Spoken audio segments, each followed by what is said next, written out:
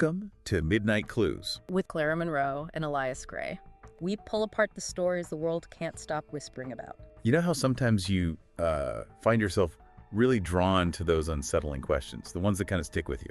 Definitely. The really dark corners. Exactly. Well, today we're diving headfirst into one of those really dark, really complex cases. Edmund Kemper, the man they call the co-ed butcher. It's a case that still give you chills, honestly. Just picture it. Early 70s, Santa Cruz, California. It seems idyllic, right? Seaside town. Totally. Sunshine and surfers kind of vibe. But it was actually gripped by this sheer panic. Young women were vanishing, disappearing, and then, well, their dismembered bodies started turning up. God, just awful. An absolutely terrifying time for everyone there. It really was. And the thing that's just so jarring for you, the listener, is this almost unbelievable contrast, right? Between the man himself and these monstrous acts. Yeah, Big Ed Kemper, he was huge, like 6'9", nearly 300 pounds. Right, a giant of a man. But by all accounts, friendly. Outgoing, even. That's what people said. Gregarious. He actually used to hang out at this bar, the Jury Room, which was, the local cops' favorite spot. He'd be in there chatting with them. Wait, really? With the police officers? Yes. Yeah, it's almost impossible to square that image, the friendly giant chatting with cops, with the sheer brutality of what he was doing. It really is. And that contrast, that must have made things incredibly difficult for investigators at first. Oh, absolutely. They were dealing with these disappearances, seemingly random, these gruesome discoveries, no obvious links. So the media jumps on it. Right, and they coined that name, the co-ed butcher. And you have to understand, when you don't have a clear motive, no obvious connection between victims, these kinds of cases, these indiscriminate murders, they are notoriously tough to solve. Yeah, I can imagine. So that's really our mission here in this deep dive for you today. We're not just going to list off the awful events. No, we want to really try and unpack it, you know, look at the key moments, the psychological stuff going on underneath. And those really disturbing details that came out later from firsthand accounts, expert analysis in our sources. Exactly. The goal is to pull out those key insights, those nuggets of knowledge, if you like, to try and make some sense of this incredibly complex and, frankly, deeply disturbing case. Okay, so where do we start? The beginning, I guess. Yeah, let's go back to his early life. Edmund Emil Kemper III, born December 18th, 1948, Burbank, California. Middle kid, 2 sisters. Okay. Pretty standard start on the surface. On the surface, yeah. But then 1957, his parents divorce, big disruption.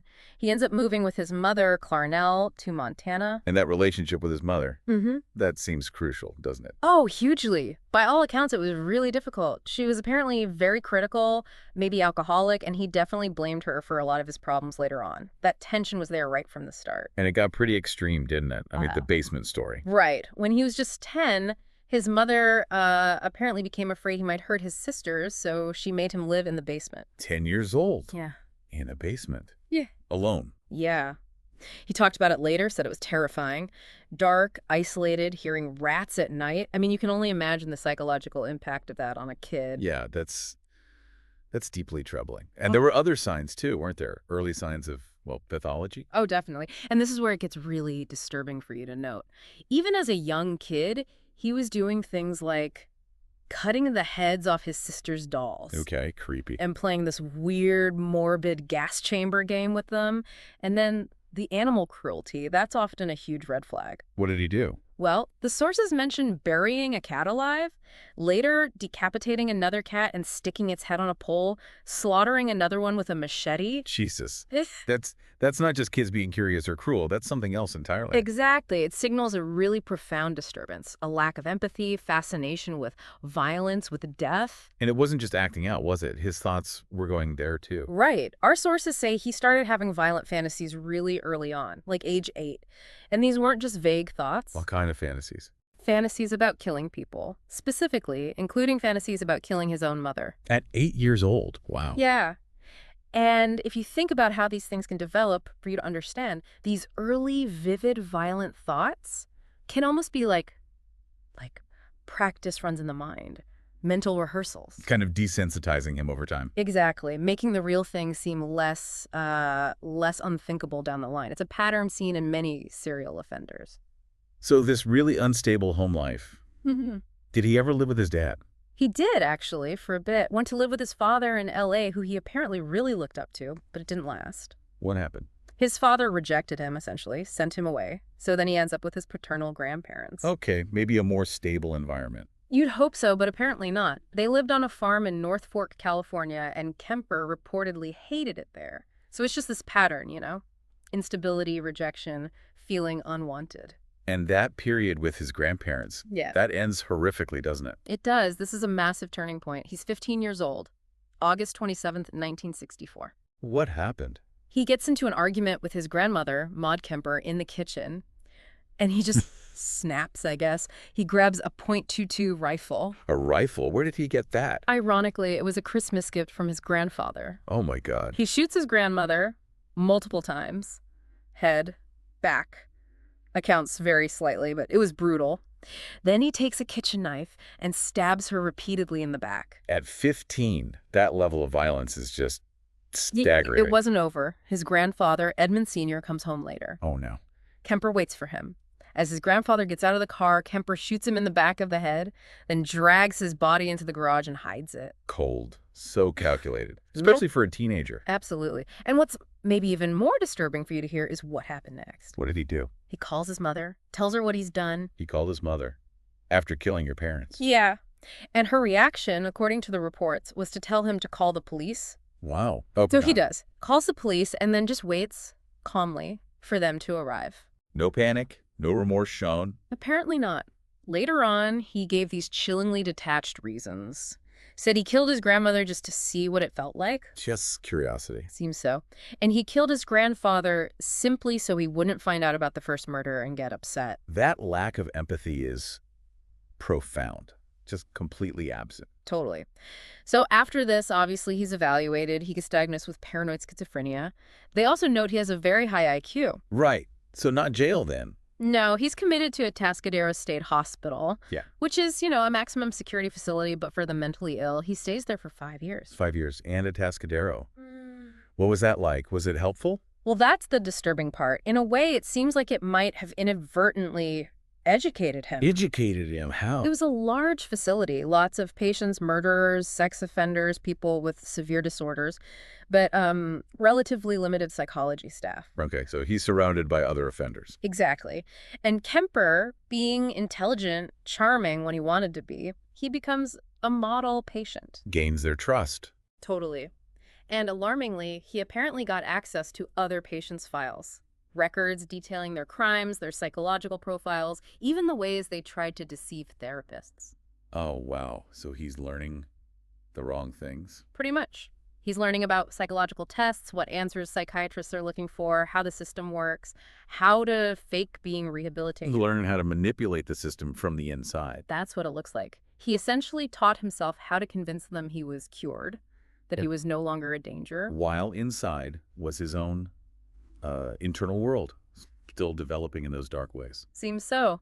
The sources mention his sexual fantasies evolving during this time, becoming very focused on objectification, using people purely as objects, not partners, no real connection. And reinforcing those fantasies. Reportedly, yes. Frequent masturbation tied to these objectifying thoughts. It's all pointing towards a deepening sexual pathology. So he's learning to deceive, his fantasies are getting worse, and yet they let him out. Unbelievably, yes.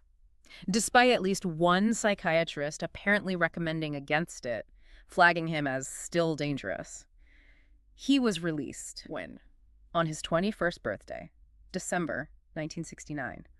Released back into the care of his mother in Santa Cruz. Back to his mother after everything. Yeah. That just seems incredibly risky. Looking back, it seems like a catastrophic error in judgment, doesn't it? Yeah. So he's back in Santa Cruz. What does he do? Try to build a normal life? He sort of tries, gets his GED, works a few different jobs. He worked for the California Division of Highways for a while. Okay. Anything else? Interestingly, he actually tried to join the police force. You're kidding. After Atascadero? Well, they rejected him, but not because of his past, because he was too tall. Too tall. That's ironic. Deeply ironic considering his later interactions. And remember that bar, the jury room? The cops hang out. Yeah. He started going there regularly, hanging out, socializing with the very officers who would eventually be hunting him. That's chilling. Just hiding in plain sight. Completely. But at home, things weren't good. That toxic relationship with his mother just picked right back up. Still criticizing him. Constantly, it seems, berating him, comparing him unfavorably to his father, mocking him about women, saying he'd never succeed. Just relentless negativity and ridicule. That must have just fueled his rage, right? The rage that was already there. Absolutely. For you, the listener, it really highlights how that kind of sustained emotional abuse can just pour gasoline on an already smoldering fire. It seems to have massively fed his resentment and his desire to lash out, to get back at her somehow. And that lashing out started to take a more concrete, sinister form. Yes, he had a motorcycle accident, got some settlement money, Okay. and he used it to buy a car, a yellow 1969 Ford Galaxy. The car that became infamous. Exactly. And he started driving around, picking up female hitchhikers. Oh, God. So the attacks started then? Not immediately. At first, he described these as practice runs. He'd pick them up, drive them around, maybe let them go. But all the while, he was fantasizing. Fantasizing about hurting them? Yes. Indulging these incredibly violent thoughts while they were right there in the car with him. It's horrifying, the level of premeditation. He was planning, gearing up for it. Totally. He started equipping the car, getting plastic bags, knives, a blanket, even handcuffs, the tools he would later use. Preparing his kit. Essentially. And he even developed this specific trick, this method for trapping them. Yeah. He'd pretend to check if the passenger door was closed properly, lean over and drop his chapstick or something small behind the door handle mechanism, jamming it so they couldn't open it from the inside. Wow. That's calculating. Yeah. Utterly chilling level of planning. It really shows the mindset, the focus on control, on trapping them. And then the practice runs stopped being practiced. Right. May 1972. That's when the actual murders began. The co-ed murders. Who were the first victims? 2 young women, both 18, Marianne Pesce and Anita Luchessa. He picked them up hitchhiking near UC Berkeley on May 7th. Berkeley. So not even Santa Cruz initially. No. He drove them to a remote area. Then the details just get incredibly gruesome for you to absorb. He forced one girl, Luchessa, into the trunk. Oh, no. Ah. While the other was still in the car. Yes. Then he stabbed Marianne Pesce to death right there in the passenger seat. God, the terror Luchessa must have felt trapped in the trunk hearing that. Unimaginable. And then, after killing Pesce, he killed Luchessa in the trunk. Just pure brutality. What did he do then? Drove back to his apartment in Alameda, took the bodies inside, dismembered them. Dismembered them. Yeah. And then drove the remains out to the mountains and dumped them. But he kept their heads. Kept them where? In his car, apparently, Yeah. for some time, before eventually getting rid of them, too. And the sources mention other activities. Yes, necrophilia. Engaging sexually with the corpses, with the severed parts. It points to that extreme sexual pathology we talked about. Complete objectification and possession. It's almost impossible to comprehend that level of depravity. It really is, and that was just the beginning. A few months later, September 72. Aikoku, just 15 years old. Another hitchhiker. Yes, he bound her, gagged her, suffocated her. Same pattern. Took her body back to his apartment, dismembered it. Did he? Keep parts again. He kept your head. And this next detail is particularly unsettling for you to process. He kept her head in the trunk of his car. Yeah. And actually took it with him to a psychiatric parole hearing he had to attend. He took the victim's head to a parole hearing. Yeah. Where they evaluated it. Yes. And at that hearing, he was deemed perfectly normal, safe, no danger to the public, while her head was in his trunk. That is beyond belief. The audacity, the sickness. It really is staggering. He later buried her head in his mother's garden. In his mother's garden. God. Okay, so the killings continued into 1973. Yes. January 8th, 1973. Wow. Cindy Schall, 18 years old, picked her up, shot her in Watsonville. It took her body. Back to his mother's place. A duplex by this time. Again, necrophilia, dismemberment. This time, he disposed of the pups in the ocean. Did they find her? Some parts washed ashore later. Arms, legs, identifiable remains, tragically. And her head? What about her head? He buried it in the yard, right outside his bedroom window. Outside his window, like a trophy. It speaks volumes, doesn't it? That desire for possession, that macabre connection, keeping them close in a way. It's just grotesquely possessive. And there were more, weren't there? Yes. February 5th, 1973, a double murder this time. Rosalind Thorpe, 22, and Alice Liu, 21. How did he get them? Picked them up near UC Santa Cruz. He actually used his mother's campus parking sticker to look less suspicious, blend in. Smart in a terrifying way. What happened to them? shot them both in the car, Mm-hmm. apparently drove right past campus security with their bodies inside. Unbelievable. Took them back to his mother's place. Again, the same horrific pattern, dismemberment, decapitation. He even removed the bullets from their heads, dumped the remains at different spots. Hikers found some later. And the sources mention something else Yeah. about missing body parts. Yes, cannibalism. Yeah. Kemper later admitted to engaging in cannibalism with some of the victims. Oh my God. It adds another layer of horror, doesn't it? The ultimate act of objectification and consumption almost. For you, it just shows the absolute depths of his pathology. So he's killed 6 young women now, the co-ed butcher terrorizing the area. Yeah. And then it shifts, doesn't it? It does. April 1973. Easter weekend. It culminates in the murders he'd apparently fantasized about for years. His mother. Yes. Good Friday. He has another argument with Clarnell, and this time, he snaps. He attacks her while she's sleeping with a hammer, bludgeons her, then cuts her throat with a knife. Finally acting out that specific fantasy. Exactly. And the mutilation afterwards, it's extreme even by his standards. He decapitated her, cut off her hand. Why the hands? Unclear, maybe symbolic, and then he put her larynx down the garbage disposal. The garbage disposal. Why? Maybe because she was always yelling at him, criticizing him? That's the speculation, a symbolic silencing. And then the most grotesque part, perhaps. He put her severed head on the mantelpiece. Like a trophy. And apparently yelled at it, threw darts at it, just this explosion of rage and hatred directed at her, even after death. It's purely visceral. The absolute peak of his rage towards her. It seems that way, and for you to understand the psychology, this act against his mother, the primary source of his lifelong torment, it's deeply symbolic. But he wasn't finished. There was someone else. Yes. After killing his mother, he called one of her friends, Sally Hallett, 59 years old, invited her over. Oh, no. Why? Maybe to avoid discovery, maybe just part of the unraveling. She arrived, and shortly after, he strangled her, hid her body in a closet. He just kept going. And then on Easter morning, he decapitated Sally Hallett as well. So 2 more murders. His mother and her friend. What did he do then? It's like the dam finally broke. He couldn't sustain it anymore. He cleaned up a bit, packed a bag, and fled. Just drove. Where did he go? Drove east, ended up in Pueblo, Colorado. He was just driving for days, apparently listening to news reports about the search for the co-ed butcher. And then, on April 23rd, 1973, from a phone booth in Colorado, he calls the Santa Cruz Police Department. calls them. Yes. Yeah. And he confesses.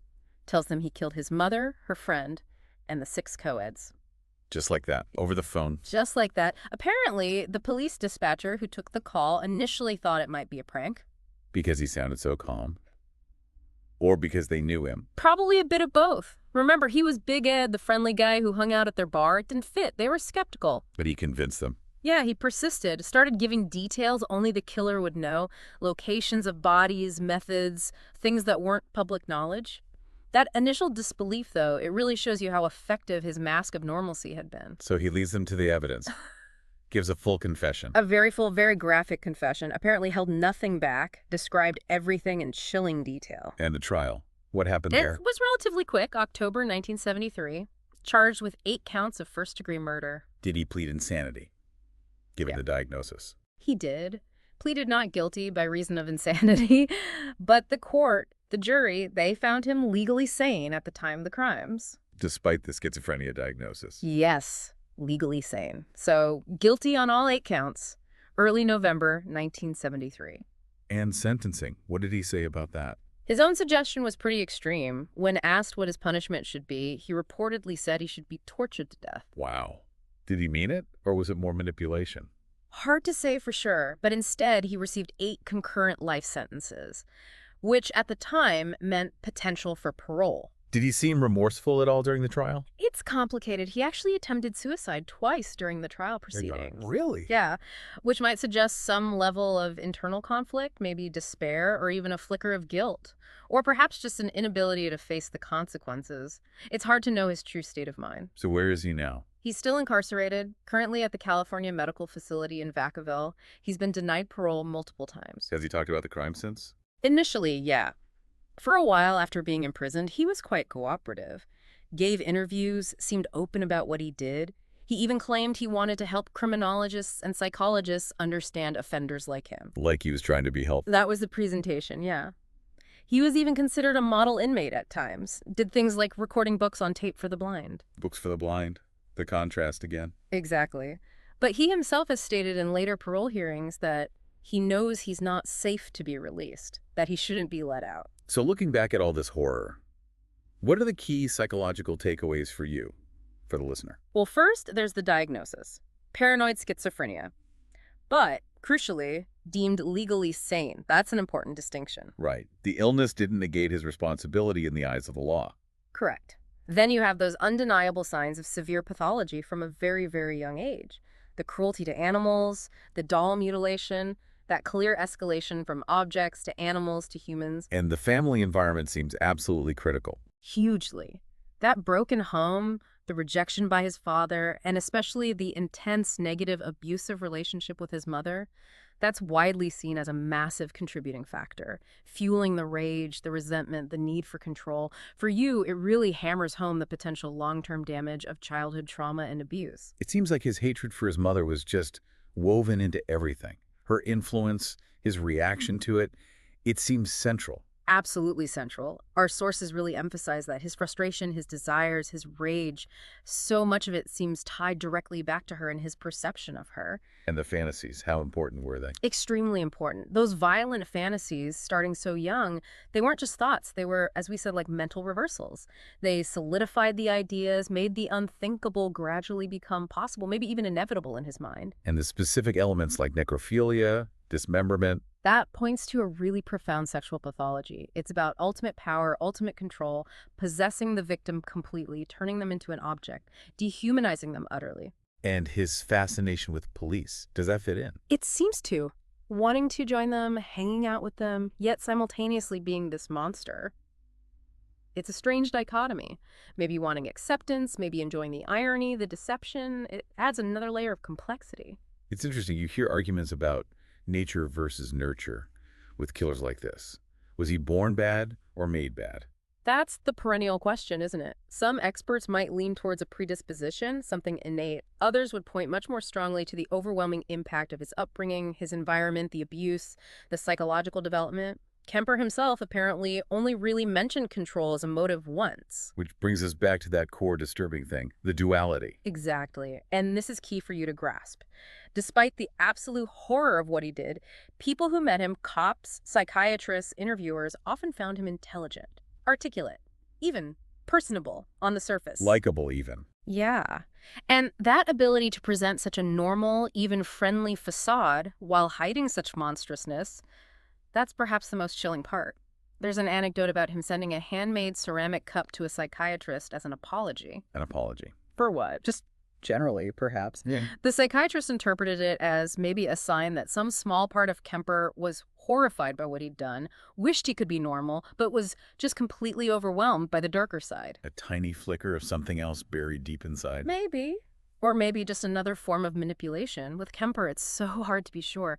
But it highlights that terrifying potential for darkness to exist right alongside apparent normalcy. It really does. It forces you to confront the complexity, doesn't it? Absolutely. So as we kind of wrap up this deep dive into Edmund Kemper, the co-ed butcher, we're left staring at that profound, unsettling paradox. Yeah, the friendly Big Ed versus the monster who terrorized Santa Cruz. We've tried to unpack for you that really tangled web of the troubled childhood, the psychological issues, those escalating, terrifying fantasies that became reality.